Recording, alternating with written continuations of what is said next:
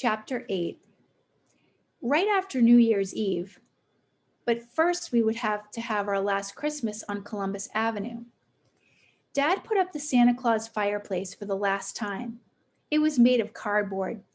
26 Fairmount Avenue had a real fireplace.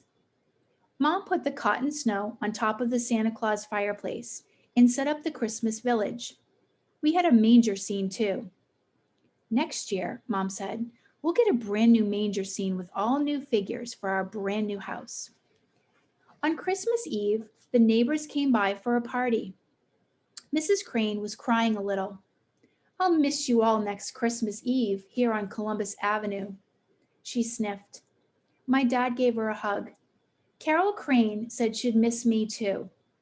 Mom said, well, you can just all come up the hill to 26 Fairmount Avenue. It was a great Christmas.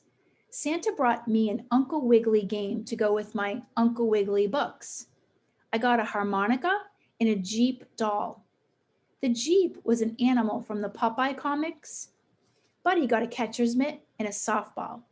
We got lots of other things too. Carol Crane got an authentic Shirley Temple doll. It was so big and looked so real. I expected it to sing and dance.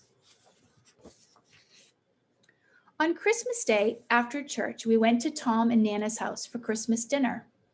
Uncle Charles was there too, as well as his best friend, Mickey Lynch. We didn't call him Mister. We had turkey and dressing and gravy. Well, Timothy, me bucko, that's what Tom always called me. It won't be long before you're in that nice new house. I bet you're excited, Tom said. Excited? Tom was right.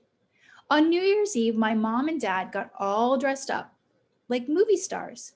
Mom had on a long black evening gown with long gloves and silver shoes. Dad wore a tuxedo with a bow tie. They were going to the Wallingford Elks Club New Year's Eve dance with Uncle Charles and his girlfriend Viva.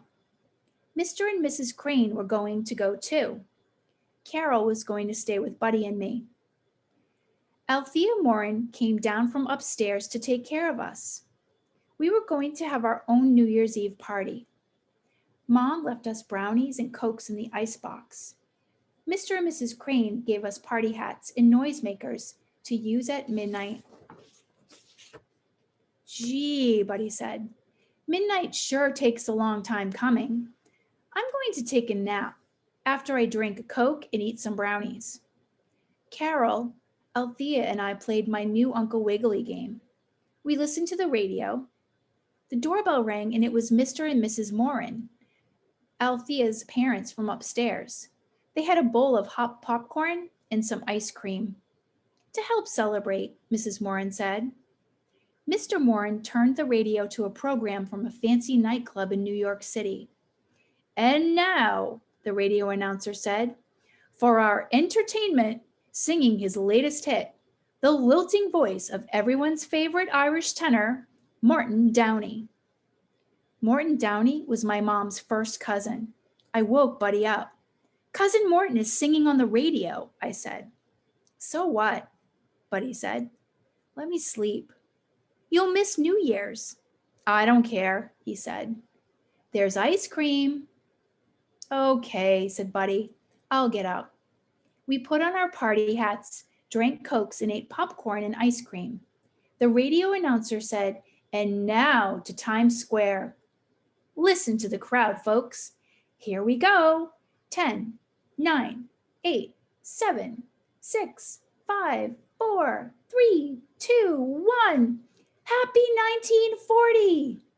We blew our noisemakers and shouted, Happy New Year! In just a few more days. Whoops. Sorry.